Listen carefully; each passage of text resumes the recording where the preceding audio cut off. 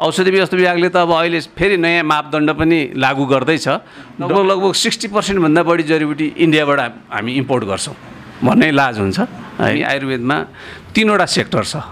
एउटा गुणस्तरीय औषधि राख्नु पर्यो, सुपथ मूल्यमा सर्वसुलभ उपलब्ध गराइदिनु पर्यो। उत्पादकले गुणस्तरीय औषधि उत्पादन गरेर सुपथ मूल्यमा बजारमा चाहिँ एभाइलेबल हुनु पर्यो। 2-4 लाख रुपियाँको बजेट हुन्थ्यो भने अहिले करोडौँको बजेट विनियोजन भएको अवस्था छ। त्यसो भएले सरकारले केही पनि गर्नु भएको छैन भन्ने पक्षमा म छैन। मलेसियाको काठ ल्याएर नेपालमा नबेच। गुणस्तरीय औषधि बनाएको छ कि छैन, त्यो औषधिले कतिको काम गरेको छ छैन, यी सबै कुराहरू हेर्ने चाहिँ काम औषधि व्यवस्था विभाग र सम्बन्धित विज्ञज्यूहरूकै हो। हाम्रो गाउँघरमा अमला कुहिएर गइरहेछ, हर्रो बर्रो लगायतका यावत जडीबुटीहरू कुहिएर गइरहेको अवस्था छ। मानसिक रोगहरू जस्तो कि अब राति निद्रा नलाग्नेदेखि लिएर मुटु ढुकढुक गर्ने, डर लागे जस्तो हुने खालका समस्याहरू। आयुर्वेदिक युज गर्नुहोस्, यो चाहिँ हाम्रो जीवनको अत्यन्त आवश्यक औषधि हो। यसले कुनै पनि साइड इफेक्ट गर्दैन तपाईको। यो जडीबुटी लगेर छ नि, लगाइदिँदा छ नि, बाँधिँदाखेरि छ नि यो ठिक हुन्छ भन्ने त्यो हिसाबले चाहिँ म 1.5 वर्षमा बाँचेर अहिले छ नि म 41 वर्ष पुगेँ। जहाँ कि मलेसियाको हस्पिटलले ट्रिटमेन्ट गर्न नसकेर, जब अङ्ग्रेजी हस्पिटलहरूले ट्रिटमेन्ट गर्न नसकेर अङ्ग्रेजी दबाईबाट चाहिँ देहान्त हुन्छ भने ती आयुर्वेदिकले छ नि 5 वर्ष आयु लम्ब्याउँछ।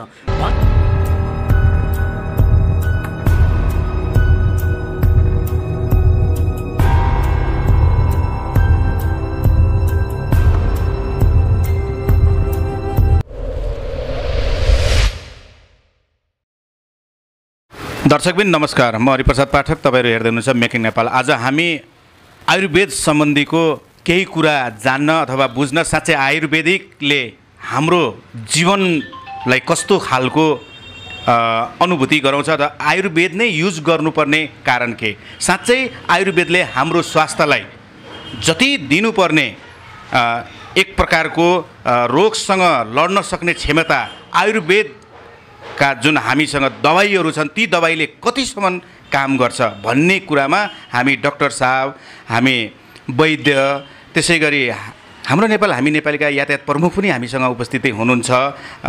जस्तै हामीसँग डाक्टर सुरेन्द्र शर्मा जो आयुर्वेद सम्बन्धीको डाक्टर हुनुहुन्छ भने आयुर्वेदमै वैद्य गर्नुभएकी सपना खत्री पनि हामीसँग हुनुहुन्छ र हाम्रो हामी नेपालीका यातायात प्रमुख सानो पूर्व छाने मगर पनि हामीसँग उपस्थिति भइसक्नु भएको छ। यहाँहरू सम्पूर्णलाई हाम्रो कार्यक्रममा स्वागत छ।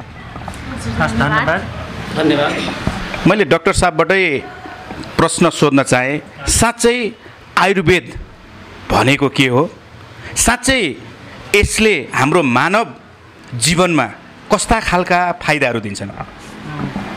त्यस्तो छ। अब आयुर्वेद भनेको के हो भनेर भन्नुपर्दाखेरि विस्तृत रूपमा भन्नुपर्दा चाहिँ अब हामीले आयुर्वेद भनेको हाम्रो जीवन पद्धति हो भनेर भन्छौँ। किन भन्दाखेरि मान्छेको जीवन जहिलेसम्म हुन्छ तहिलेसम्मको समयलाई आयु भनिन्छ र जीवन रहन्जेलसम्मको लागि जुन स्वास्थ्यसँग सम्बन्धित कुराहरू छन् त्यो यसमा पर्ने हुनाले चाहिँ यसलाई नै आयुर्वेद भनिएको भनेर हाम्रो परापूर्वकालदेखि चलिआएको मान्यता हो। अब यसमा चाहिँ के छ भने हामीले चाहिँ अब आयुर्वेदिक तरिकाले चाहिँ उपचार गर्ने भन्ने कुराहरू पनि आउँछ र अब अरू एलोप्याथी लगायत अन्य विधिहरू पनि छन्। अब त्यसमा हामीले कुन विधातिर जाने अथवा आयुर्वेदमा जाने कि अरूतिर जाने भनेर कतिपय बिरामीहरू अलमली राख्नु भएको अवस्था पनि हामीले देखेका छौँ। त्यसमा चाहिँ हामी के भन्न चाहन्छौँ भने आयुर्वेद भनेको चाहिँ के अरे हाम्रो अब नेचुरल तरिकाले चाहिँ हाम्रो उपचार सुरु गर्ने, प्राकृतिक तरिकाले उपचार गरिने भएको हुनाले यसमा साइड इफेक्टहरू कम हुने, रियाक्सनहरू कम हुने, यसमा भएको प्रयोग गरेको औषधिहरू चाहिँ हाम्रो जीवनसँग मेल खाने खालको भनौँ न, घरैसी मरमसलाहरूदेखि लिएर सबै कुराहरू नेचुरल हुने हुनाले यसले साइड इफेक्ट नगर्ने, रियाक्सन नगर्ने भएको हुनाले मान्छेहरू जनमानसहरू चाहिँ यसप्रति आकर्षित हुनुभएको पनि हामीले पाएको छौँ। तर कतिपय केसहरूमा चाहिँ कतिपय कुराहरू जानेर होस् अथवा नजानेर होस् घरमै कतिपय घरेलु उपचार गर्दाखेरि त्यहाँबाट बेनिफिट उहाँहरूले जुन पाइरहनु भएको छ त्यसलाई पनि आयुर्वेद नै भन्छौँ हामीले। र अब कतिपय केसमा चाहिँ हामीहरूलाई अलिकति चित्त नबुझेको के छ भने कुनै पनि रोगहरू भयो, त्यो रोगहरू चाहिँ अलिकति लामो समयसम्म चाहिँ पालेर राख्ने अथवा पुरानो भइसकेपछि अथवा रोगले धेरै गलाइसकेपछि अथवा अन्य विधिबाट धेरै तरिकाले उपचार गरिसकेपछि चाहिँ अनि बल्ल केही नलागेर केही सिप नलागेर अन्तिममा चाहिँ आयुर्वेदमा आउने त्यो पनि चलन छ। दीर्घकालीन कति रोगहरू चाहिँ त्यो अवस्थामा चाहिँ हुन त दीर्घकालीन रोगहरूको राम्रो उपचार आयुर्वेदमा हुन्छ, तर लास्ट स्टेजमा आउँदाखेरि अथवा धेरै पछाडि आउँदाखेरि चाहिँ सुरु स्टेजमा आउनुभएको भए जति सजिलोसँग उहाँहरूलाई निको बनाउन सकिन्थ्यो त्यति चाहिँ निको बनाउन नसकिने अथवा अलिकति धेरै समय लाग्ने त्यो खालको पनि देखेका छौँ। त्यो भएको हुनाले हामी के भन्न चाहन्छौँ भने रोग लाग्ने बित्तिकै उपचार सुरु गर्नुहोस्, आयुर्वेदमा आउनुहोस्, के अरे त्यसरी नै राम्रो हुन्छ भन्ने। तपाईँले यो भन्दै गर्दाखेरि के भन्नुभयो भने सुरुदेखि नै आयुर्वेदमा हामीहरू इन्भल्भ भएर दबाई चलायौँ अथवा त्यो सम्बन्धीका दबाईहरू युज गऱ्यो भने त्यसले काम गर्छ, अलिक पुरानो भएकोलाई चाहिँ काम गर्दैन भन्नुभएको। किन चाहिँ सर त्यो दबाईले चाहिँ अलिक पुरानो रोगलाई चाहिँ काम नगर्नु र एलोपेथिकतिर जानुपर्ने कारण के हुन्छ? यसमा चाहिँ यस्तो छ, किन भन्दाखेरि अब रोग र आगो भनेको हामीले जति सक्दो छिटो त्यसको निराकरण खोज्नुपर्छ भन्ने त हाम्रो उखानमै छ है, सबैजनाले त्यो जानेको बुझेकै कुरा हो। त्यो रोग भनेको चाहिँ जति पुरानो भयो त्यसलाई उपचार गर्न एलोपेथीमा पनि गाह्रो हुन्छ, आयुर्वेदमा पनि गाह्रो हुन्छ। त्यो के अरे जुनसुकै विधामा पनि नयाँ रोगलाई उपचार गर्न सजिलो हुन्छ। त्यो आयुर्वेदमा मात्रै नभएर जुनसुकै विधाको पनि मैले भन्न खोजेको हो। तर मान्छेको टेन्डेन्सी चाहिँ त्यो खालको छ भन्नाले सुरुमै चाहिँ आयुर्वेदमा आउनुहुन्न भन्न खोजेको मात्रै हो। सुरुमा जो जति आउनु भएको छ अरू सुरुमै निको भएर जानुभएको छ। अब कतिपय रोगीहरू चाहिँ अब अहिले थाहा पाइसक्नु भएको छ, जस्तो कि सपोज जन्डिसको केसमा भनौँ भने जन्डिसको केसमा चाहिँ उहाँहरू एकदम के अरे आयुर्वेदमै जानुपर्छ भनेर सुरुमै आयुर्वेदमा आउनुहुन्छ होइन। ग्यास्ट्रिक भयो भने पनि सुरुमै आयुर्वेदमा आउनुहुन्छ, त्यो उहाँहरूको छिटो सन्चो हुन्छ। तर अब अल्सर भइसकेपछि आउनुभयो भनेदेखि उहाँहरूलाई उपचार गर्न त जस अलिकति गाह्रो हुन्छ नि, किनभने रोग बढ्दै गएपछि गाह्रो हुनु त्यो स्वाभाविकै हो, जुनसुकै विधामा पनि त्यो स्वाभाविक हो। हजुरले यो भन्दै गर्दा मैले हजुरसँग एउटा प्रश्न के गर्न चाहेँ भने मान्छे अचेलका हामी जति पनि मानव प्राणीहरू छौँ, हामीहरूलाई रोग लागिसके पछाडि हामीहरूलाई चाँडो निको हुनु परेकोले गर्दाखेरि आज हामी एलोपेथिकलाई एकदमै धेरै अँगालेका छौँ र आयुर्वेदिकलाई कम अँगालेका छौँ। तपाईँ यो कुरालाई लिएर हाम्रा जति पनि हामी मानव प्राणीहरू छौँ उहाँहरूलाई तपाईँ के भन्न चाहनुहुन्छ? उहाँहरूलाई चाहिँ म के भन्न चाहन्छु भनेदेखि रोगले गलाइसकेपछि चाहिँ आयुर्वेदमा जाने भन्दा पनि सुरुमा चाहिँ आयुर्वेदिकमा आउनु होला। किन भन्दाखेरि हाम्रो औषधिले हजुरले भन्नुभएको जस्तै के अरे अलिकति बिस्तारै काम गर्छ, त्यो कुरो सही ठाउँमा छ। किन भन्दाखेरि सुरुमा जस्तै कि टाउको दुख्यो भने टाउको नदुख्ने औषधि जो कोहीले पनि किनेर खानुहुन्छ, सिटामोल खानुहुन्छ, तर सन्चो भएन भने त्यसपछि उहाँहरू हस्पिटल जाने हो नि। तर हस्पिटल जानुहुन्छ, हस्पिटलमा पनि आज औषधि खानुहुन्छ, भोलि औषधि खानुहुन्छ, डक्टरले एक हप्ताको लागि 1 महिनाको लागि औषधि लेखिदिनुहुन्छ। अनि जुन दिन उहाँले औषधि खान छोड्नुहुन्छ त्यही दिनदेखि नै फेरि उहाँलाई त्यो समस्या फेरि सुरु हुन्छ। अनि उहाँले के बुझ्नुहुन्छ भने यो एलोपेथीमा भनेको चाहिँ के अरे औषधि खाउन्जेलसम्म मात्रै त्यो समस्या समाधान हुने रहेछ, औषधि छोडेपछि त त्यो समस्या समाधान नहुने रहेछ। यसले भनेको त सिम्टोमेटिक ट्रिटमेन्ट मात्रै रिलिफ भएको जस्तो हुँदो रहेछ भनेर त्यसपछि चाहिँ विकल्प खोज्दै आयुर्वेदमा आउनुहुन्छ। मैले भन्न खोजेको चाहिँ के हो भने आयुर्वेदिक औषधिले चाहिँ तपाईँको रोगलाई नै निर्मूल गर्ने हो, रोगको लक्षणको उपचार गर्ने भन्दा पनि तपाईँको रोग भएको कारणलाई नै उपचार गर्ने हो। त्यो भएको हुनाले चाहिँ आयुर्वेदमा चाहिँ आउनको लागि म सल्लाह सुझाव दिन चाहन्छु। जस्तै हामीहरूले एक्सपायरी डेटको कुरा पनि गरौँ, जस्तै दबाईहरूलाई एक्सपायरी डेटको एउटा 2 वर्ष 3 वर्ष 1 वर्ष बनाइएको हुन्छ एलोपेथिकमा पनि आयुर्वेदिकमा पनि। त्यो बनाउनको लागि केही न केही केमिकल युज गर्नै पर्छ। हाम्रो आयुर्वेदिकको दबाईमा चाहिँ हामीले केमिकल कतिको युज गर्छौँ या युज गर्दैनौँ, एकचोटि प्रष्ट बताइदिनुहोस् न। यसमा एकदम प्रष्ट हुनुपर्ने कुरा के छ भने हाम्रो आयुर्वेदिक औषधिहरू 2 किसिमको हुन्छ। एउटा चाहिँ हामी काष्ठौषधि भन्छौँ, एउटा चाहिँ रसौषधि भन्छौँ। काष्ठौषधि भनेको चाहिँ हाम्रो एकदम के अरे खनिज तत्त्वहरू नराखिकन बनाइएको, सामान्य भाषामा भन्नुपर्दा जडीबुटी र वनस्पतिहरूबाट बनाइएको भन्ने अर्थ बुझिन्छ। यो औषधिहरू चाहिँ यसले कुनै पनि किसिमको त्यस्तो साइड इफेक्ट रियाक्सनहरू गर्दैन र यसलाई त्यस्तो छुट्टै खालको प्रिजर्भेटिभहरू हालेर लामो समय रहन सक्ने गरी त्यसरी बनाइएको पनि हुँदैन, बनाउनु आवश्यक पनि छैन यो औषधिलाई है। त्यो भएको हुनाले यिनीहरू भनेको 100% सुरक्षित छ भनेर प्रयोग गर्दाखेरि हुन्छ। तर अब अर्को रसौषधि भन्ने हुन्छ जुन हाम्रो भारत मर्करी लगायत अरू विभिन्न खनिज द्रव्यहरू राखेर हामीले बनाएका हुन्छौँ। त्यो भनेको चाहिँ प्रशस्त मात्रामा शोधन गरेर मात्रै हामीले के अरे त्यो औषधिको रूपमा प्रयोग गर्न सक्छौँ। र फर्ममा त त्यो युज गर्नु कुनै पनि हालतमा हुँदैन र त्यसलाई चाहिँ के अरे एकदम मिनिमम मात्रामा चाहिँ केमिकलहरू कुनै ठाउँमा यदि प्रयोग नगरी नहुने अवस्थामा चाहिँ मिनिमम केमिकलहरू राखेर हामीले औषधि बनाएको हुन्छ कम्पनीहरूले। जस्तो कि सिरप बेसहरूको औषधिहरूमा चाहिँ के अरे जुन उताको अरू औषधिहरूमा जुन तरिकाले औषधि केमिकलहरू राखिएको हुन्छ त्यो खालको केमिकलहरू आयुर्वेदिक औषधिहरूमा हुँदैन नै। त्यो भएको हुनाले साइड इफेक्ट रियाक्सन नै हुँदैन भन्ने पनि होइन, त्यो लामो समय प्रिजर्भेसन गर्नुको लागि प्रिजर्भेटिभ राख्नै पर्दैन भन्ने पनि होइन, तर सामान्यतया हेर्दाखेरि चाहिँ एकदम मिनिमम मात्रै त्यो मात्रा पाइने हुनाले त्यस्तो डराउनु पर्ने आवश्यकता चाहिँ म देख्दिनँ। म सपनाजीसँग आएँ, जो आयुर्वेद सम्बन्धीको एउटा विज्ञ, एउटा वैद्य पनि भइसक्नु भएको छ। आज हाम्रो देशका नारीहरू म्याक्सिमम नर्स बन्न चाहन्छन्, डक्टर बन्न चाहन्छन्, एलोपेथिकतिर नै जान चाहन्छन्। आज तपाईँ आयुर्वेदिकतिर नै आउनुपर्ने र आज तपाईँ एउटा चाहिँ वैद्य पनि भइसक्नु भएको छ। तपाईँले यो क्षेत्रमा आउनलाई कस्ता कस्ता कठिनाइ पार गर्नु पर्यो र यो साँच्चै नै कतिको फलदायी छ? तपाईँ यसबाट सन्तुष्ट हुनुहुन्छ कि हुनुहुन्न? हाम्रो दर्शकलाई एकचोटि प्रश्न बताइदिनुहोस्। हस्, धन्यवाद, नमस्ते। म चाहिँ यो आयुर्वेदिक क्षेत्र चाहिँ मलाई एकदमै आयुर्वेदिक प्रडक्टहरू मनपर्छ, आयुर्वेदिकको ट्रिटमेन्टहरू मनपर्छ। त्यही भएर यो नर्सहरू अरू फ्याकल्टी नपढी चाहिँ मैले आयुर्वेदिक नै पढेको। आयुर्वेदिकको चाहिँ कस्तो हुन्छ भने अब हामीले जुनै पनि रोग चाहिँ अब एकै छिनमै चाहिँ हाम्रो ट्रिटमेन्ट हुँदैन होइन, यसलाई चाहिँ बिस्तारै निको हुँदै जाने हो। हाम्रोमा केमिकलहरू केही पनि मिक्स हुँदैन। त्यो कारणले गर्दा पनि मलाई आयुर्वेदिक एकदमै मन परेको। अब कठिनाइहरू यताउता त अब पढ्दा यताउता भइहाल्यो, अब प्र्याक्टिस आफूले काम गर्नुपर्ने सङ्घर्ष यताउता सबै हुन्छ।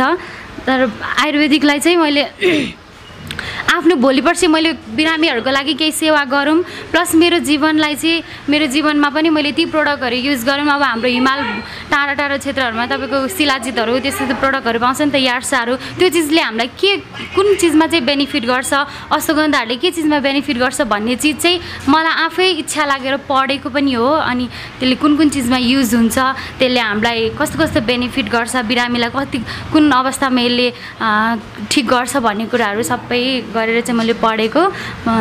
तपाईँले जस्तै हुन्छ नि त, अब हाम्रै समाजमा अहिले के छ भन्दाखेरि हाम्रै समाजका हाम्रा बाबुआमा, दाजुभाइ, दिदीबहिनीहरू बढी एलोपेथिकमै भर परिराख्नु भएको छ। आयुर्वेदिकलाई चाहिँ अलिक पर राखेर एलोपेथिकलाई ओर राखेको पायौँ क्या।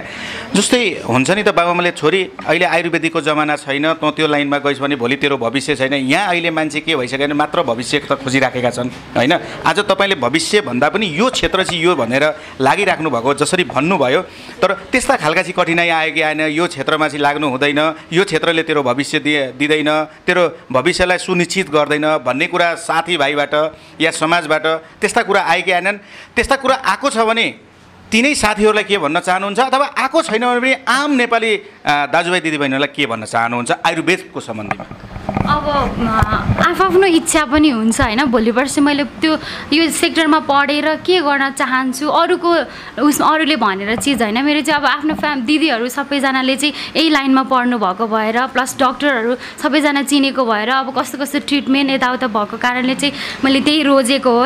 अब अरूहरूले त भन्नुहुन्थ्यो यस्तो एलोपेथिक लिनु, यस्तो भन्नुहुँदै थियो होइन, नर्सहरू पढ्नु, ब्याङ्कतिर काम गर्नु यताउता भन्नुहुँदै थियो। तर मलाई चाहिँ आफै मेरो आफ्नै स्वयं सिस्टर चाहिँ वैद्य भएको कारणले त्यो सेक्टरमा काम गर्दा होइन, यो औषधि यस्तो गर्दो रहेछ, यो ट्रिटमेन्ट गर्दाखेरि हामीलाई साइड इफेक्ट हुँदैन भन्ने हिसाबले चाहिँ मैले त्यो गरेँ। मेरो साथीहरूले पनि भन्नु त भएको थियो अब एलोपेथिक लिनु, अथवा मेरो ठुलो मान्छे अरूहरूले पनि भन्नुभएको थियो एलोपेथिक पढ यस्तो। तर त्यो होइन कि आयुर्वेदिक चाहिँ तपाईँको कस्तो भने म अहिले पनि भन्छु, खाना साथ हुँदैन होइन कुनै पनि रोग। अब सबै बिरामीहरू एलोपेथिकमै जानुहुन्छ, अब बिरामी छटपटेको हुन्छ, हामी छटपटेको हुन्छौँ, सबैलाई ट्रिटमेन्ट फास्ट चाहिएको छ नि त होइन। तर हाम्रो आयुर्वेदिकमा चाहिँ म के भन्छु भने हजुरलाई आज आउनुहुन्छ, तपाईँलाई हप्ता दिनमा त्यसको रिजल्ट राम्रो हुन्छ म भन्न चाहदिनँ, किनकि हाम्रो 15 दिनदेखि ल्याएर तपाईँको 1-2 महिना रेगुलर युज गरेपछि त्यसले तपाईँलाई रिजल्ट देखाउँछ। अनि बल्ल उहाँले बिलिभ गर्दै जानुहुन्छ। अब अल्सरको बिरामी उहाँ डाक्टर साहबले भन्नुभयो नि होइन, अब सुरुमा सबैलाई थाहा हुँदैन, अब भिडियो एक्सरे गराउँदाखेरि घाउ भयो, तर अलिकति फर्स्टमै अल्सर देखिया छ भने 3-4 महिना खाँदाखेरि हुन्छ। अब उहाँ लङसम्म त्यो अल्सर भएको बिरामी आउन चाहिँ हामीले उहाँलाई 6-7 महिना ट्रिटमेन्ट गर्नुपर्ने हुन्छ, त्यही अनुसार गर्नुपर्ने हुन्छ औषधिहरू पनि। मेरो साथीहरूलाई चाहिँ के भन्न चाहन्छु, अथवा सबै मेरो दिदीभाइ, दाजुबहिनी, आमा बुबाहरू सबैजनालाई चाहिँ आयुर्वेदिक युज गर्नुहोस्। यो चाहिँ हाम्रो जीवनको अत्यन्तै आवश्यक औषधि हो। यसले कुनै पनि साइड इफेक्ट गर्दैन। तपाईँको सुगर, प्रेसर, थाइरोइड, प्यारालाइसिसहरू सबैको राम्रो ट्रिटमेन्ट हुन्छ, त्यही भन्न चाहन्छु। हामीसँग हाम्रो हामी नेपालीका पूर्व छानेज्यू पनि हुनुहुन्छ र जो यातायात प्रमुख पनि हुनुहुन्छ, जो देश र जनताको चिन्तन गरेर पनि हिँडिराख्नु भएको छ। आज हामीहरूले आयुर्वेदलाई पनि चिन्तन गरेको देख्यौँ हाम्रो सानुजीले। साँच्चै आयुर्वेदले हाम्रो समाजलाई जुन एउटा एलोपेथिकले जसरी आज ज्वरो गाडेर चाहिँ आज एलोपेथिक भन्दा यो संसारमा बिरामीको निर्मूल गर्ने अरू कुनै उपाय नै छैन भन्ने जुन सन्देशहरू दिइराखेको छ, तपाईँ आज आयुर्वेदको लागि कस्तो खालको सन्देश दिनुहुन्छ? साँच्चै आयुर्वेद युज गर्दाखेरि हामी आम मानव प्राणीहरूलाई साँच्चै नै फाइदा दिन्छ कि दिँदैन? एकचोटि तपाईँकै दर्शकलाई प्रश्न बताइदिनुहोस्। धन्यवाद मेकिङ नेपाल मिडिया, सम्पूर्ण मिडियालाई धन्यवाद दिन चाहन्छु। यसै गरी आज जुन आयुर्वेदिक औषधालय जुन सपना बहिनीले आज नयाँ जुन सुरुवात गर्नुभयो, उहाँ वैद्य पनि हुनुहुँदो रहेछ। उहाँलाई छ नि अब यस आयुर्वेदिकमा सम्प्रेक्षण सल्लाह सुझाव राम्रो दिन र छ नि आफ्नो छ नि दबाईहरूको छ नि राम्ररी हेरविचार गर्न म छ नि सुझाव दिन चाहन्छु। यस्तै गरी म यहाँ हाम्रो आयुर्वेदिकका वरिष्ठ डाक्टर साहब हुनुहुन्छ, सुरेन्द्र शर्मा सर, उहाँलाई पनि छ नि धन्यवाद दिन चाहन्छु। र यसै गरी म मेरो जीवनमै म जान चाहन्छु, किनभने मेरो टाउकोमा अहिले यहाँ यत्रो ठुलो एउटा घाउ छ।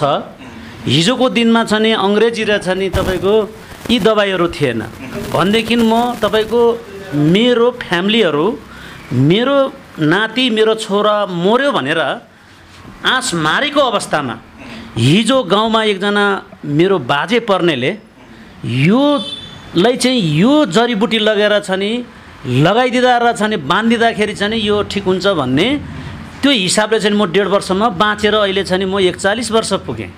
र अर्को कुरो जुन म तपाईँको 57-56 सालतिर काठमाडौँको खुमलटार बस्दाखेरि मलाई तपाईँको छ नि पखालो एकदमै जाने।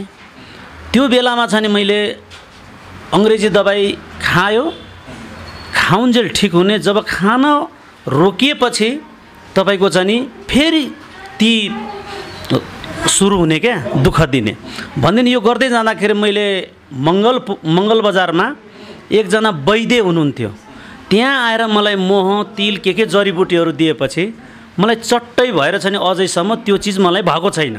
र यसैको सन्दर्भमा हाम्रा निर्मला केसी बहिनी हुनुहुन्छ, निर्मसी फार्मेसी आयुर्वेदिक फार्मेसीका बहिनी, उहाँसँग म कसरी ठोकिएँ भन्दाखेरि मलेसियाबाट मैले अनिल तामाङ भन्ने भाइ भतिजोलाई मैले छ नि योभन्दा 1.5 महिना अगाडि जहाँ कि मलेसियाको हस्पिटलले ट्रिटमेन्ट गर्न नसकेर, जब अङ्ग्रेजी हस्पिटलहरूले ट्रिटमेन्ट गर्न नसकेर उहाँको छ नि मलेसियन दूतावासमा छ नि आग्रह गरेर त्यहाँको कम्पनीलाई छ नि खबरदारी गरेर उहाँबाट छ नि जब रिफर गरेर नर्भिक हस्पिटलमा ल्याएर जुन ट्रिटमेन्ट गराउँदाखेरि उहाँको देब्रे जुन खुट्टा नचलेको छ नि अहिले ठिक भएको अवस्था छ भनेदेखि छ नि म सरकारलाई र छ नि यो पार्टी तन्त्र र यी झोले तन्त्रलाई म के भन्न चाहन्छु भने आयुर्वेदिक कम्पनी, आयुर्वेदिक जुन दबाई छन्, आयुर्वेदिकका डक्टरहरू छन्, उहाँहरूलाई छ नि नेपाल सरकारले छ नि राम्रो छ नि हेरविचार गर्नुपर्छ। यहाँ तपाईँको हेर्ने भने तपाईँको छ नि एमसीसी, तपाईँको सीसीएम के भन्ने डक्टरहरूको प्राथमिकता चाहिँ एकदम राम्रो दिने र छ नि यहाँ जुन आयुर्वेदिकको डक्टरहरूको चाहिँ तपाईँको प्राथमिकता नै नहुने। म नेपाल सरकारलाई जुन हामीले देखिराखेका छौँ, हेरिराखेका छौँ, हामी यति ओझेलमा पारेका छौँ र जनतालाई यस्तो छ नि अन्धविश्वासमा एउटा खदिया भुमरीमा राखिएको छ नि। हामीले भनेका छौँ नेपालको जडीबुटी जस्तो यासागुम्मा तपाईँको छ नि के भन्ने दबाईहरू छ नि, यो जम्मै छ नि छिमेकी राष्ट्र छ नि युरोपका मुलुकमा गएर उहाँहरू छ नि प्रशोधन गरेर त्यहाँ फालिएको छोक्रा छ नि को दबाई ल्याएर छ नि नेपालमा छ नि तपाईँको अङ्ग्रेजी दबाई बनाएर छ नि तपाईँको मिनेट र छ नि सेकेन्डमा छ नि ठिक हुने गरेर छ नि पछि मान्छे छ नि तपाईँको देहान्त भइराखेको छ। तर आयुर्वेदिक दबाई भनेको तपाईँको दीर्घकालीन र तपाईँको बिस्तारै निकै हुने र जडीबुटीले छ नि एकदम जिन्दगीमा छ नि फालदायक हुने छ नि आयुर्वेदिक प्रोडक्टहरू राम्रो छ। यसैको साथसाथ म नेपाल सरकारले नेपाल आयुर्वेदिक जहाँ चाहिँ नेपाल सरकारको माथा हातमा छ उहाँहरूलाई छ नि राम्रो छ नि प्राथमिकता दिएर जहाँ कि आयुर्वेदिक डक्टर र आयुर्वेदिक फार्मेसीहरूलाई छ नि एउटा चाहिँ नेपाल सरकारले छ नि सर्वसुलभ हिसाबको एउटा छ नि आम जनतामा सेवा दिन सकियो भने सायद हामीलाई छ नि विदेशको छ नि त्यो छोक्राको छ नि ट्याब्लेटहरू हामी नेपाली आज तपाईँले यति राम्रो विचार राख्दै गर्दा आज हाम्रै नेपालमा अत्यधिक संसारको सबैभन्दा बहुमूल्य जडीबुटी यही देशमा छ। यही देशमा हिमालहरू छन्, यही देशमा यासागुम्बा पाइन्छ, हरेक थोक पाइन्छ। अनि यही देशका जनताले यो आयुर्वेदमा विश्वास नगर्नुपर्ने र यहाँको सरकारले पनि आयुर्वेदलाई चाहिँ तपाईँलाई चाहिँ हस्पिटल पनि बनाउन नचाहने अथवा यसलाई प्राथमिकता नचाहने अथवा ऊर्जाशील नबनाउने किन रहेछ कि यो आयुर्वेदमा चाहिँ उनीहरूले ध्यान दियो भने नेपालबाट जति पनि आज भ्रष्टाचार गर्न पाएका छन्, आज एलोपेथिकमा जति पनि तपाईँलाई राजनीतिकरण गरिएर आज निजीकरण गरिएर त्यहाँबाट अत्यधिक सम्पत्ति कुम्ल्याउन पाइएको छ। आयुर्वेदमा हामीहरूले चाहिँ एउटा चाहिँ पूर्ण रूपमा हामीहरू यसमा विश्वस्त जनतालाई बनायो भने हामी त भोलि कहाँबाट कमाउने, कहाँबाट भ्रष्टाचार गर्ने भन्ने चाहिँ उहाँहरूको एउटा सोच छ कि तपाईँ के भन्नुहुन्छ? र तपाईँ हाम्रो नेपाल हामी नेपाली अभियानको एउटा भ्रष्टाचार विरुद्ध र सुशासन विरुद्धको एउटा स्वस्थ विचारहरू लिएर जसरी बजारमा आउँदै गर्दा भोलिको दिन तपाईँको केही कथम तपाईँहरू पार्टीमा प्रवेश गरेर कुनै बेला तपाईँ सरकारमा जानुभयो भने आयुर्वेदलाई कस्तो खालको तपाईँहरूको तर्फबाट काम गर्नुहुन्छ? धन्यवाद। फेरि तपाईँको प्रश्नको लागि एकदम धन्यवाद। हाम्रो नेपाल हामी नेपाली अभियान, हाम्रो नेपाल हामी नेपालीको अभियानले छ नि मलेसियाको काठ ल्याएर नेपालमा नबेच,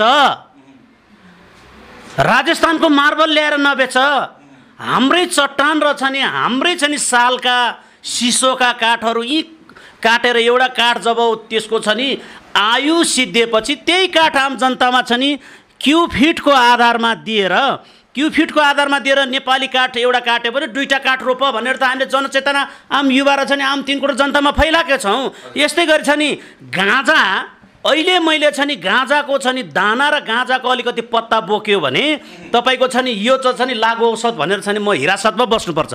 तर गाँजा भनेको यति इम्पोर्टेन्ट चिज हो नि, गाँजामा पनि मिश्रित भएर छ नि आयुर्वेदिक छ नि जडीबुटीमा छ नि मिश्रित भएर दबाई बन्छ।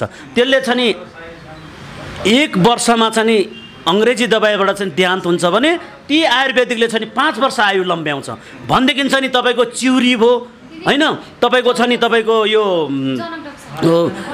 यासागुम्मा, तपाईँको छ नि त्यो रातबिच्छे भन्ने यी जडीबुटीहरू छ नि सबै जान्ने हाम्रो नेपालका छ नि आयुर्वेदिक वैद्य आयुर्वेदिक डक्टरको छ नि नेपाल सरकारले छ नि मध्य नजर नगरिकन मित्र राष्ट्र युरोपका छ नि विज्ञ डक्टरहरू आएर छ नि ती चिज जडीबुटी चिनेर छ नि तपाईँको रातारात सप्लाई हुन्छन्, रातारात टेन्डर हुन्छन् भनेदेखि छ नि नेपाली जडीबुटीलाई नेपाली छ नि आयुर्वेदिकलाई छ नि हामीले सम्प्रेक्षण गऱ्यो भने तपाईँको हेरौँ न हाम्रो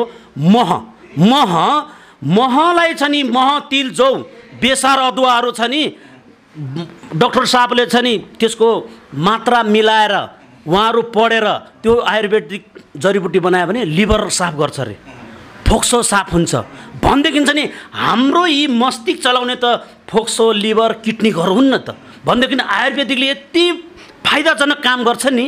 यी लाउके झोलेहरू कुर्सीको लागि लडेर हरेक ठाउँमा छ नि तपाईँको लुटतन्त्र गरेर छ नि तपाईँको छ नि केही चिजमा छ नि प्राथमिकता पाएको छैन। अहिले हेर्ने हो भने नर्समा छ नि एउटा केस आयो यहाँ यो पिपुल यो क्षेत्रपाटी छेउमा सबैसँग 19 लाख 20 लाख उठाएको छ हैन, तर एउटा छ नि आयुर्वेदिक पढ्नेको पनि तपाईँको छ नि 25-30 लाख खर्च गरेको छ। त्यो राज्यले जिम्मेवारी लिने नलिने र त्यो लिएपछि उहाँले 30 लाख लगानी गरेपछि उहाँको जिन्दगीभरसम्म छ नि अरबौँ छ नि उहाँको आय स्रोत हुनुपर्छ।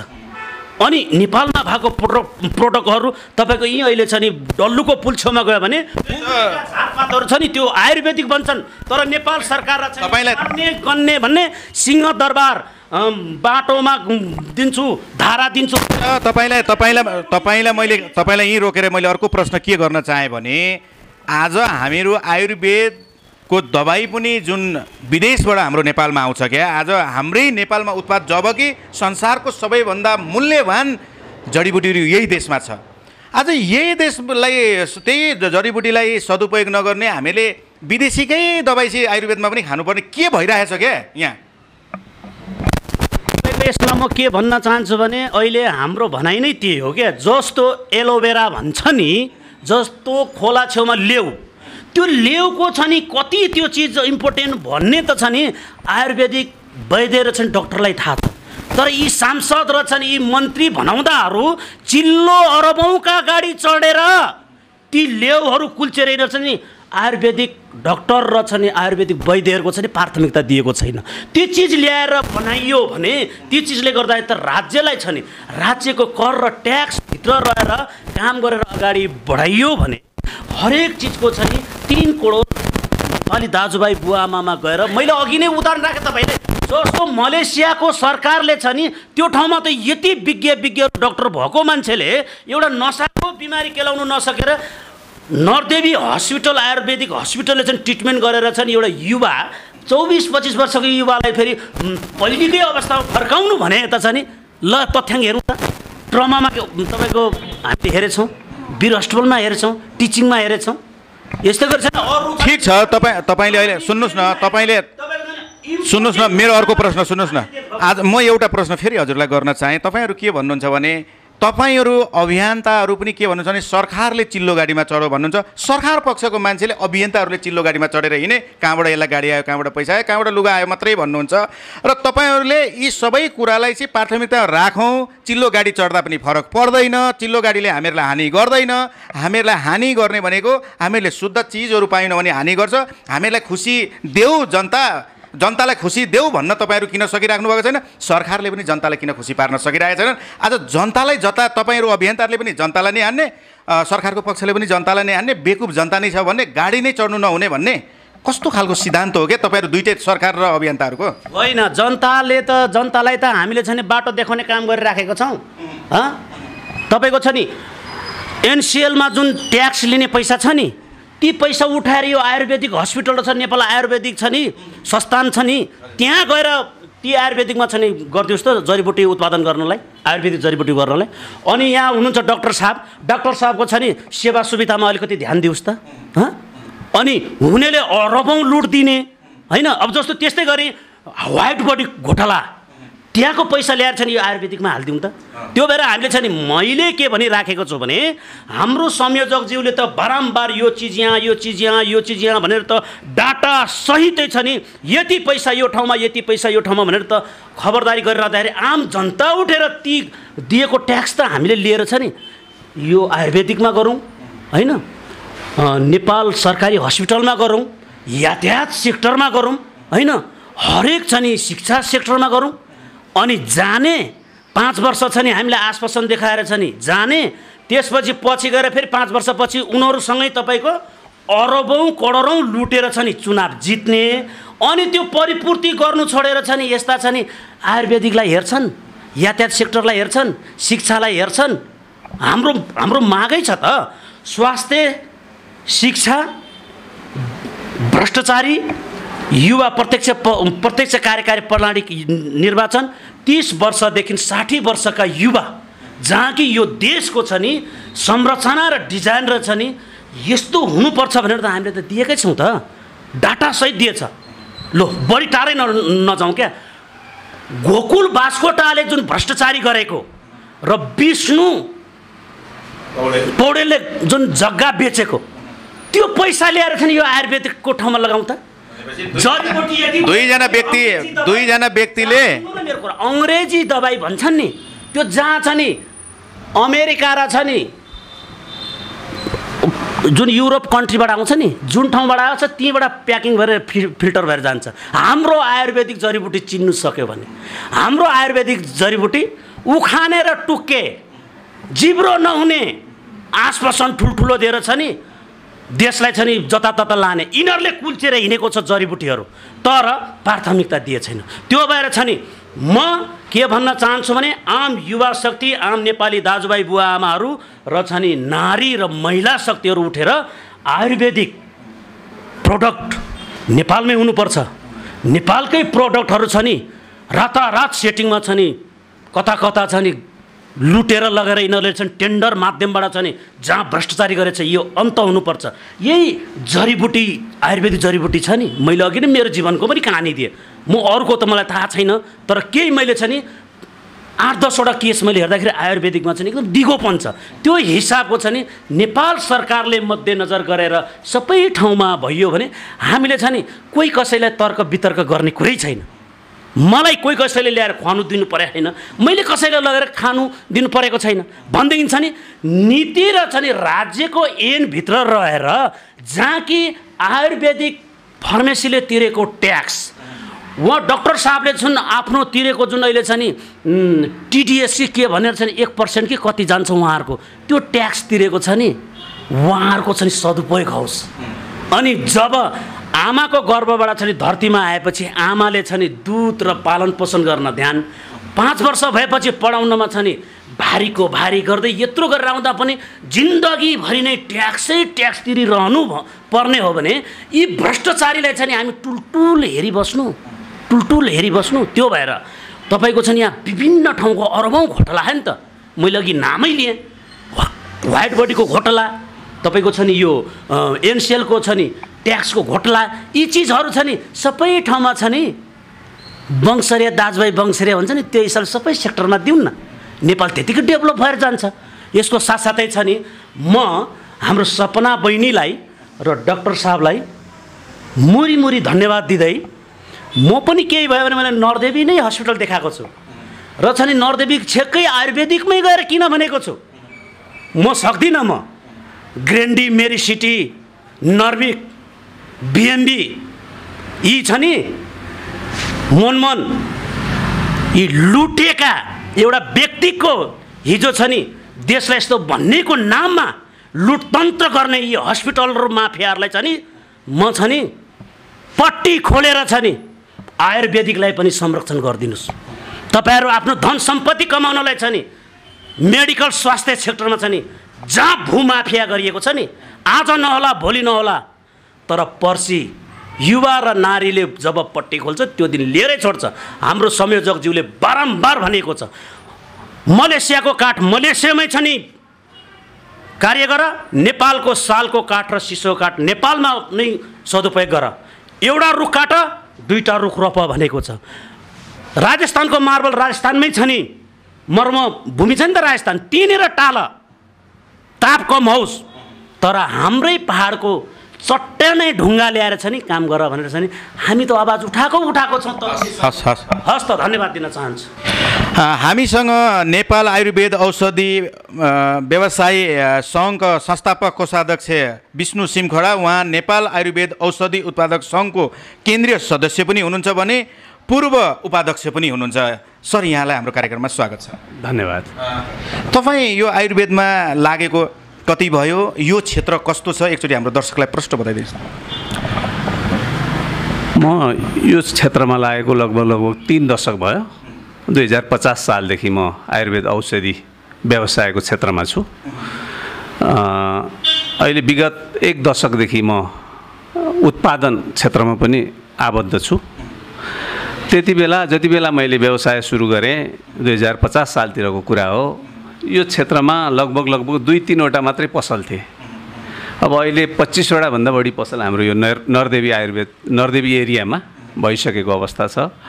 ओभरअल देशकै कुरा गर्ने हो भने त्यति बेला मुस्किलले 100वटा पसल पनि थिएनन् होला नेपाल अधिराज्यभर जो दर्ता भएर सञ्चालनमा रहेका भने अब अहिले हजारौँको सङ्ख्यामा औषधि व्यवसायी साथीहरू आइसक्नु भएको अवस्था छ। र यसरी हेर्दा 3 दशकमा अब अहिले नयाँ आउनुभएको साथीहरूलाई आयुर्वेदमा केही भएन भन्ने लाग्छ, तर हामी 3 दशकदेखि यही पेसामा छौँ। त्यसले गर्दा आयुर्वेदको समग्र विकास सन्तोषजनक रूपमै भएको छ भन्ने लाग्छ मलाई। तपाईँले यो भन्दै गर्दा नेपाल सरकारको तर्फबाट तपाईँ त एउटा चाहिँ नेपाल आयुर्वेद सङ्घको एक त अहिले कोषाध्यक्ष पनि हुनुहुन्छ भने पूर्व उपाध्यक्ष पनि हुनुहुन्छ। नेपाल सरकारको तर्फबाट यो आयुर्वेदलाई कतिको चासोले हेरिएको छ, यसमा कतिको प्राथमिकता नेपाल सरकारको छ? प्राथमिकताको कुरा गर्दा पहिलाको तुलनामा धेरै हदसम्म सरकारले प्राथमिकतामा राखेको छ, यो भन्नुपर्ने नै हुन्छ। किनभने यहाँहरूलाई सानो कुरा गरौँ, हामीले पहिला व्यवसाय गर्दाखेरि दिनमा 500 को व्यापार 1000 को व्यापार भयो भने धेरै जस्तो लाग्थ्यो। अहिले सामान्यतया हरेक पसलमा 10-15 हजार को व्यापार व्यवसाय भइरहेको अवस्था छ। त्यस मानेमा आयुर्वेदको विकास भएन भन्नुभन्दा पनि मलाई के लाग्छ भने हामी आयुर्वेदमा 3वटा सेक्टर छ, एउटा 4वटा भनौँ न, जो बिरामी भएर आउनुहुन्छ, आयुर्वेदको सेवा लिन आउनुहुन्छ, सेवाग्राही एउटा सेक्टर हुनुभयो। अर्को चिकित्सक जो डक्टर विज्ञ डक्टरहरू हुनुहुन्छ, उहाँहरूको एउटा सेक्टर हो बिरामी जाँच्ने। त्यसपछि औषधि उत्पादन गर्ने औषधि उत्पादकको एउटा सेक्टर छ, र यो व्यवसाय गर्ने औषधि पसले भनौँ त्यसको एउटा सेक्टर छ। सबैले विशेष गरेर 3वटा सेक्टरको विशेष जिम्मेवारी हुन्छ भन्ने मलाई लाग्छ। अब सेवाग्राही जो सेवा लिन आउने उहाँहरूको त एक्सपेक्टेसन हुन्छ आयुर्वेदमा गएपछि सस्तोमा राम्रो सुलभ उपचार हुन्छ भन्ने हेतु उहाँहरू आउनुहुन्छ। त्यो उहाँहरूको इच्छा पुरा गर्नको लागि हामी 3वटा कम्पोनेन्टको उत्तिकै जिम्मेवारी र भूमिका हुन्छ, दायित्व हुन्छ। जस्तो चिकित्सकको कुरा गर्दा उहाँहरूले सही चिकित्सा गरिदिनु पर्यो। चिकित्सकले आफ्नो चिकित्सा पेसामै तल्लीन हुनु जरुरी छ। कतिपय ठाउँमा यदाकदा, फेरि सबैलाई मैले भन्न खोजे होइन, कतिपय चिकित्सकज्यूहरूले पनि आफ्नो व्यवसाय पनि सञ्चालन गरेको पनि अवस्था छ, यो भन्नै पर्ने हुन्छ। दोस्रो भनेको व्यवसायीले शुद्ध व्यवसाय गर्नु पर्यो, गुणस्तरीय औषधि राख्नु पर्यो, सुपथ मूल्यमा सर्वसुलभ उपलब्ध गराइदिनु पर्यो। तेस्रो जुन छ त्यो पनि मुख्य पाटो हो उत्पादकले गुणस्तरीय औषधि उत्पादन गरेर सुपथ मूल्यमा बजारमा चाहिँ एभाइलेबल हुनु पर्यो। यो 3वटा सेक्टरले आफ्नो जिम्मेवारी पुरा गर्नुभयो भने सरकारले त छँदैछ, सरकारले आफ्नो सेक्टरबाट गर्ने कामहरू उहाँहरूले गर्नु जरुरी छ। पहिलाको तुलनामा धेरै हदसम्म उहाँहरूले प्राथमिकतामा राख्नुभएको छ। बजेटदेखि लिएर सुरुमा एउटा सामान्यतया 2-4 लाख रुपियाँको बजेट हुन्थ्यो भने अहिले करोडौँको बजेट विनियोजन भएको अवस्था छ हैन। त्यो बजेट सही ठाउँमा खर्च भएको छ कि छैन हेर्ने त सरकारको आफ्नो काम हो, अनुगमन गर्ने त्यो उहाँहरूको दायित्व पनि हो। त्यसो भएले सरकारले केही पनि गर्नु भएको छैन भन्ने पक्षमा म छैन। हाम्रो आफ्नो पनि दायित्व छ। म आफू उत्पादक भएँ भने मैले गुणस्तरीय औषधि बनाउनु पर्यो हैन। म व्यवसाय पनि गर्छु भने मैले गुणस्तरीय औषधि र गुणस्तरीय सेवा दिनु पर्यो, र चिकित्सकज्यूहरूले पनि गुणस्तरीय बिरामीलाई चाहिँ आवश्यक औषधिहरू मात्रै प्रिस्क्राइब गर्ने। हजुरले यो भन्दै गर्दाखेरि मैले कतिपय कम्पनीले कस्तो दिएको हुन्छ भने त्यो दबाई साँच्चै नै एकदमै सही तरिकाको त्यसमा जति सामानहरू हाल्नुपर्ने त्यति हालेको छ छैन त्यो मान्छेले व्यापारीले पनि भ्यालु गर्दैन। उसले के भन्छ भने मलाई कति मुनाफा दिन्छस्, मलाई अत्यधिक धेरै मुनाफा दिन्छस् भने यो सामानलाई पछाडि राखिदिन्छु, तेरो सामानलाई अगाडि ल्याएर राखिदिन्छु भन्ने पनि सिस्टम छ। यो सिस्टमलाई हटाउनको लागि के गर्नुपर्छ? तपाईँ त एउटा उत्पादन सङ्घको चाहिँ एउटा केन्द्रीय सदस्य पनि त हुनुहुन्छ नि, यसलाई चाहिँ अलिकति निर्मूलीकरण कसरी गर्न सकिन्छ? यस्तो छ, यसमा हाम्रो औषधिको नियमन गर्ने नियमनकारी निकाय नेपाल सरकार स्वास्थ्य मन्त्रालय अन्तर्गतको औषधि व्यवस्था विभाग छ। उहाँहरूको मोनिटरिङमै जति पनि उद्योगहरू छ उहाँहरूले नै मोनिटरिङ गर्ने हो, र गुणस्तरको हकमा पनि उहाँहरूको अब अलिकति म्यान पावर कम भएको कारणले पनि केही कमी कमजोरी भएको हुनसक्छ, र त्यसमा त हामी उत्पादकहरूले पनि आफ्नो दायित्व सम्झेर गुणस्तरीय औषधि निर्माण गर्नु हाम्रो प्रमुख दायित्व हो, र त्यसलाई विशेष गरेर औषधि व्यवस्था विभागले नै नियमन गर्नुपर्छ।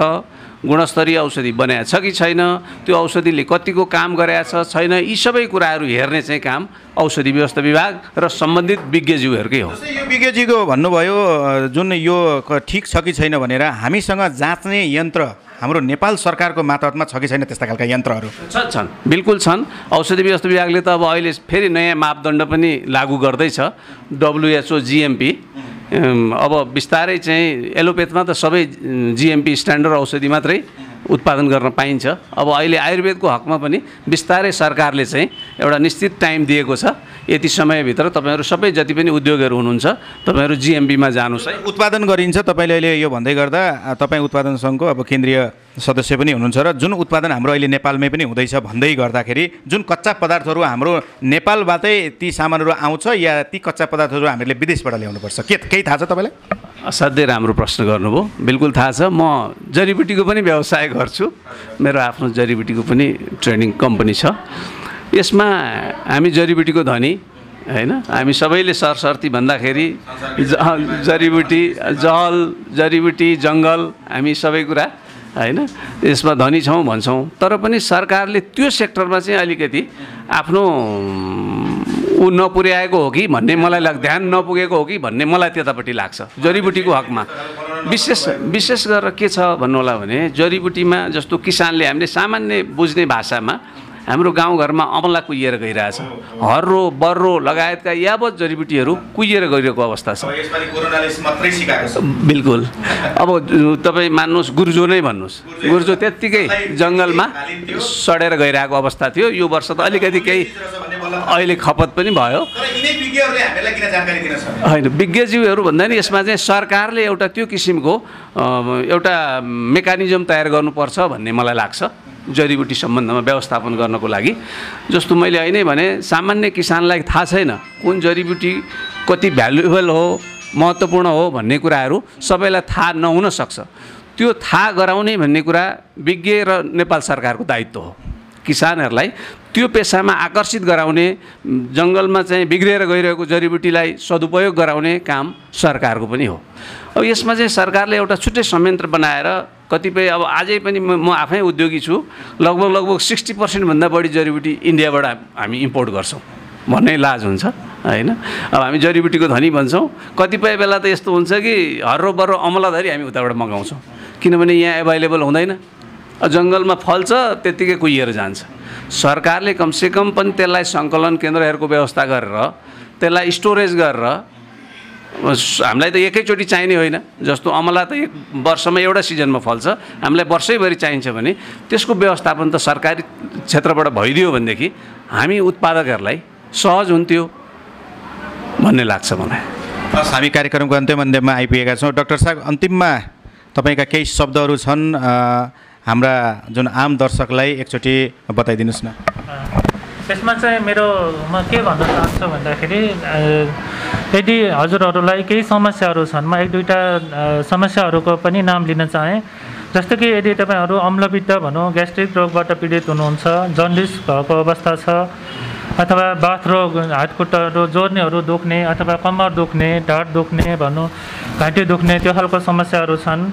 यदि के अरे नसा सम्बन्धी समस्याहरू छ, जस्तो कि हातखुट्टाहरू लुलो हुने, कमजोर हुने, त्यो खालको समस्याहरू छ भने, त्यस्तै पिनास रोगले लामो समयदेखि यदि हजुरहरूलाई दुःख दिइरहेको अवस्था छ भने, केही मानसिक रोगहरू जस्तो कि अब राति निद्रा नलाग्नेदेखि लिएर मुटु ढुकढुक गर्ने, डर लागे जस्तो हुने खालका समस्याहरू, अथवा दम खोकीहरू भनौँ न, त्यो खालका समस्याहरू यदि हजुरहरूसँग छन् भनेदेखि चाहिँ आयुर्वेदमा यो लगायत है, मैले केही उदाहरण मात्रै दिन खोजेको हो, यस्तो खालको समस्याहरू छन् भने हजुरहरू बेलामै सकेसम्म छिटो चाहिँ औषधि उपचार गराउनको लागि आयुर्वेद संस्थाहरूमा सम्पर्क गर्नुहोला। यहाँहरू आयुर्वेद हस्पिटल नवदेवी आउन सक्नुहुन्छ, अथवा हाम्रो यहाँ भएको स्मारिका फार्मेसी भनेर हामी नयाँ सञ्चालन गर्दैछौँ, त्यहाँ पनि आउन सक्नुहुन्छ, अथवा विज्ञ चिकित्सकहरूसँग, आयुर्वेद चिकित्सकहरूसँग जहाँ पनि सम्पर्क राख्न सक्नुहुन्छ, राम्रो उपचार पाउन सक्नुहुन्छ।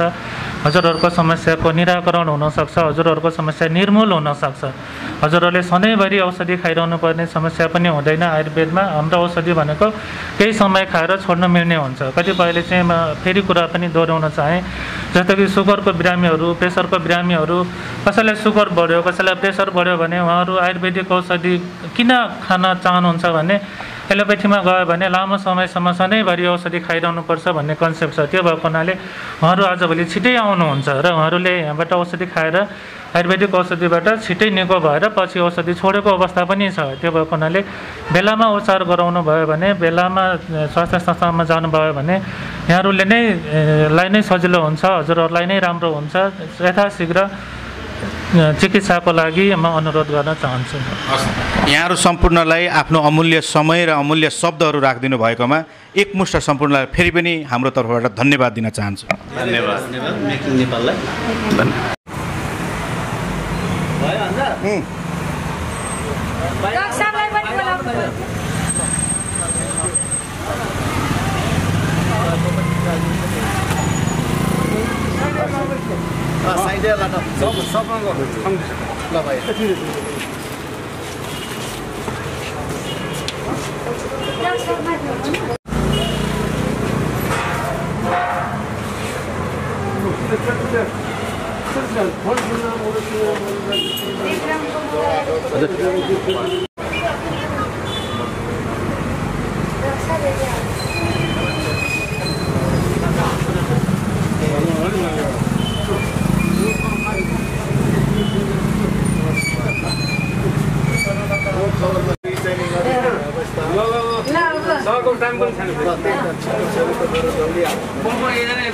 विक्रम तिमी त्यहाँ भित्रबाट त्यहाँ छ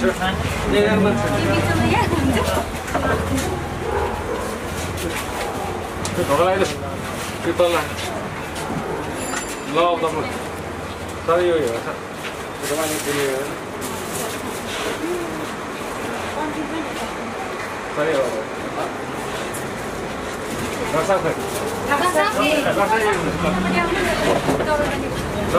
यस्तो समातिन्छ सेवा धेरै गर्न सक्ने उन्नति प्रगति धेरै हुने गरी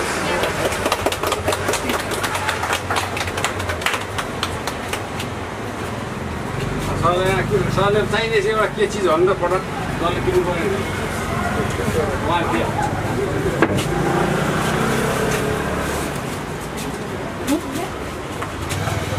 खाली खाइ त पूजाको थाली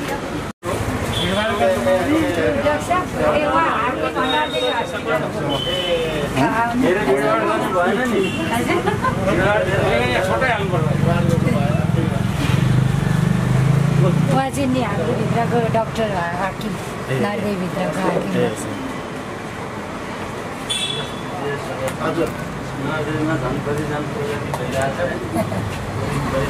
आजको समय